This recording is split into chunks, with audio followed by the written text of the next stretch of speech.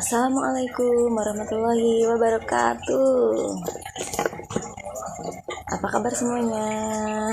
Semoga semuanya dalam kabar baik-baik saja, sehat lahir dan batin, selalu ada dalam rahmat Allah Subhanahu wa taala. Amin ya rabbal alamin. Baik, kali ini saya akan membacakan mengenai kitab maksudnya kitab Taklim Ta'alim, yaitu arti-artinya saja. Mulai dari pasal pertama yang terkandung dalam pasal pertama itu, yaitu hakikat ilmu fikih dan keutamaannya. Rasulullah Shallallahu Alaihi Wasallam bersabda, menuntut ilmu wajib bagi semua muslim laki-laki dan muslim perempuan. Perlu diketahui bahwa tidaklah diwajibkan bagi semua orang muslim, baik laki-laki atau perempuan, untuk menuntut semua ilmu. Namun, diwajibkan menuntut ilmu yang sesuai dengan kebutuhan diri atau ilmu hal. Seperti halnya diungkapkan, ilmu yang paling utama ialah ilmu hal. Dan perbuatan yang paling utama, yang paling mulia adalah menjaga hal atau kondisi diri. Diwajibkan bagi semua umat Islam untuk mempelajari ilmunya, sebuah hal yang terjadi pada kondisi muslim itu, dalam semua keadaan, baik dalam keadaan sakit, perjalanan, ataupun tidak. Karena bagi seorang muslim ada sebuah hal yang wajib baginya, semisal sholat, maka wajib baginya untuk mengetahui hal-hal yang berhubungan dengan sholat, sekira dengan hal tersebut bisa menjalankan kefarduan sholatnya. Setiap orang Islam wajib mengetahui hal-hal yang menjadi tuntutannya. Sekedar pengetahuan yang bisa untuk melakukan kewajiban. Karena sesungguhnya sesuatu hal yang menjadi perantara untuk melakukan sebuah kewajiban, maka hal tersebut juga menjadi wajib. Hukum wajib di atas juga berlaku dalam masalah puasa dan zakat. Jika memang mempunyai harta, dan juga berlaku pada ibadah haji. Jika memang wajib bagi seorang, begitu pula pada masalah perdagangan jika menjadi seorang pedagang. Muhammad bin Al-Hasan pernah ditanya, "Mengapa engkau tidak menyusun kitab tentang zuhud?" Beliau menjawab, "Aku telah mengarang sebuah kitab tentang jual beli." Maksud beliau yang dikatakan zuhud ialah mengapa diri dari hal-hal yang subhat, menjaga diri dari hal-hal yang subhat dan makruh dalam berdagang. Hukum wajib di atas berlaku pada semua pekerjaan. Setiap orang yang berkecimpung dalam sebuah usaha dari beberapa jenis pekerjaan diwajibkan baginya untuk mengetahui cara menjaga diri dari hal-hal yang diharamkan dalam usahanya. Setiap orang juga harus mengetahui ilmu yang berkaitan dengan batin atau hati, misalnya tawakal, mengembalikan semua hal pada Allah, takut kepada Allah, dan ridho. Sebab semua itu terjadi pada segala keadaan. Tidak seorang pun yang tidak mengetahui akan mulanya ilmu pengetahuan, karena ilmu itu khusus dimiliki umat manusia. Karena semua hal selain ilmu bisa dimiliki manusia dan binatang.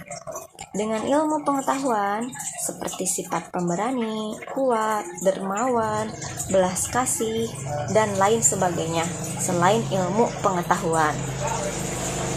Dengan ilmu Allah Ta'ala mengutamakan Nabi Adam di atas para malaikat, dan malaikat diperintah oleh Allah untuk sujud kepada Nabi Adam alaihi salam.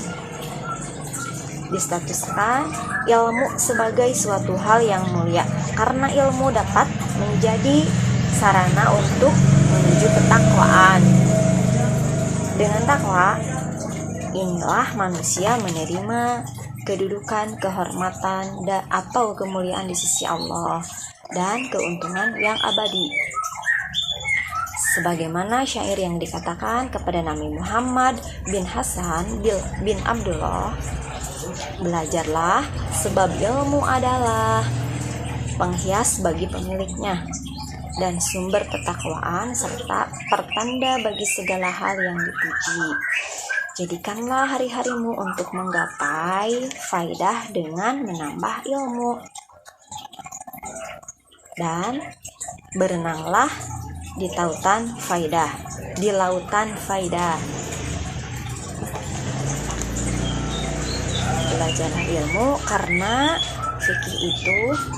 Belajarlah ilmu fikih karena fikih itu paling utamanya penuntun pada kebaikan dan takwa dan lebih adil-adilnya.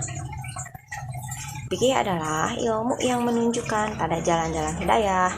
Dia mampu sebagai bintang, dia mampu sebagai banteng maksudnya. Dia mampu sebagai benteng yang menyelamatkan diri dari segala kesulitan. Karena satu orang fakih yang wiro, aku lebih sulit bagi setan dibanding 1000 orang ahli ibadah. Setiap orang Islam juga wajib mempelajari ilmu akhlak seperti watak, murah hati, kikir, penakut, pemberani, congkak, rendah diri, menjaga diri dari keburukan, israf atau berlebihan, bakhil, terlalu hemat, dan sebagainya. Karena sifat sombong, kikir, penakut, israf hukumnya haram dan tidak mungkin bisa terhindar dari sifat-sifat itu tanpa pengetahuan kriteria sifat-sifat tersebut serta mengetahui perkara-perkara yang mampu menentangnya. Oleh karena itu, orang Islam wajib mengetahuinya. Syahid Al-Imam yang agung yang wafat dalam keadaan syahid, Nasruddin Abul Qasim, benar-benar telah menyusun kitab yang membahas tentang akhlak.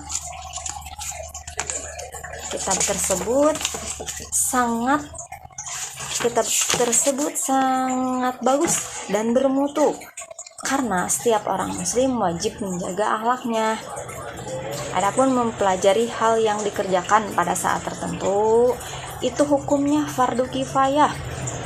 Jika di suatu tempat atau daerah sudah ada yang melakukannya atau menekuninya, maka yang lain bebas dari kewajibannya. Tapi bila di suatu daerah tidak ada seorang pun yang melakukannya, maka seluruh daerah itu berdosa.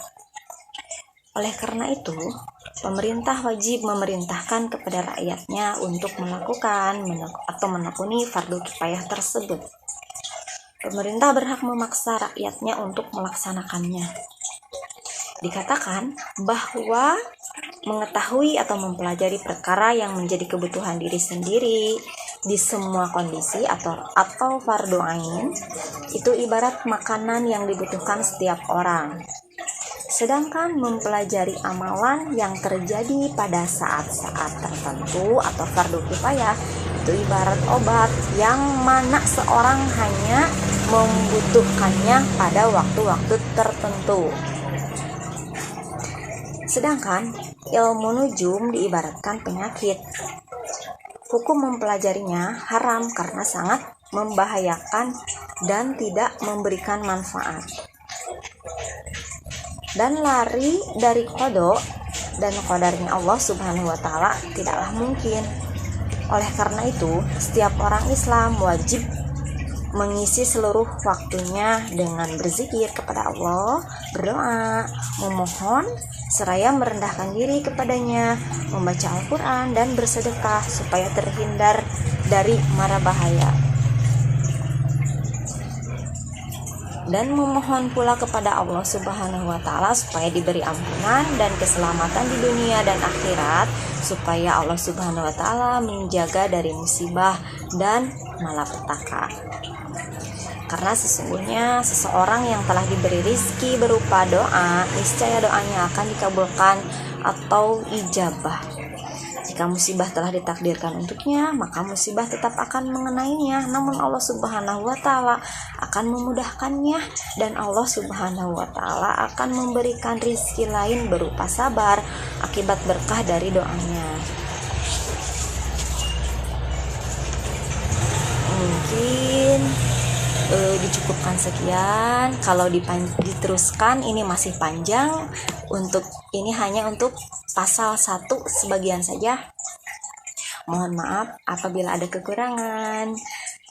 Wallahul muwaffiq ila aqwamit thoriq. Wassalamualaikum warahmatullahi wabarakatuh.